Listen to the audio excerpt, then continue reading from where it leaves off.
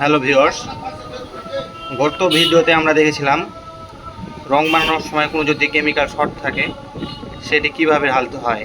আর এখন আমরা ফ্রি টাইমে যখন দেখব যে আমাদের কোনো কেমিক্যাল শর্ট আছে কিনা, যেরকম অনেকগুলোই অনেক কম আছে, যেরকম দেখতে পাচ্ছি এমটি কম আছে, এমএম কম আছে, এই যে এফটি কম আছে, এগুলো কীভাবে ঢালবো। সর্বপ্রথম লেখাগুলো খেয়াল করবো, সেখানে যেতে হবে ফিল ক্যান এখানের উপর অ্যারো নিয়ে যে ক্লিক করব, তাহলে আমাদের যে কেমিক্যালে যেগুলো আছে সেগুলো দেখাবে। এখন আমরা ঢালবো কি, আমাদের যেহেতু এলটি একটু কম আছে বা কেএস কম আছে, সেক্ষেত্রে আমরা আগে কি করব, কেএসটাকে সিলেক্ট করব। আমরা কেএসটাকে সিলেক্ট করব।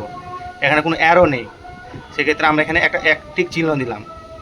আমরা আরেকবারও দেখি যে ফিল কিনে যে এখানে কোনো কিছু লেখা নাই, এই জায়গাতে কোনো একটা লেখা নেই। এখানে যদি আমরা কেএসটা ঢালি, কেএসের জন্য আমরা কেএসে যদি টিক চিহ্ন দিই, খেয়াল করবেন বাম দিকে যখন আমরা এখানে টিক চিহ্ন দিব তখন এখানে গো টু ক্যানস্টার লেখা উঠছে। এই যে টিক চিহ্ন দেওয়াতে, কেএসের এখানে টিক চিহ্ন দেওয়াতে গো টু ক্যানস্টার, তখন আমরা কী করবো, এটাতে গো টু ক্যানস্টার করলে অটোমেটিক, খেয়াল করুন, কেএসটা এখানে চলে আসছে। কেএসটা আমাদের চলে আসছে। আমাদের কেএসটা আছে কতটুকু, এই যে আমাদের এখানে আছে কেএস, এই যে কেএস আমাদের আছে কতটুকু, 1022.7। যদি আমার ঢালতে হয় সেক্ষেত্রে এখানে আমাকে অ্যাড করতে হবে।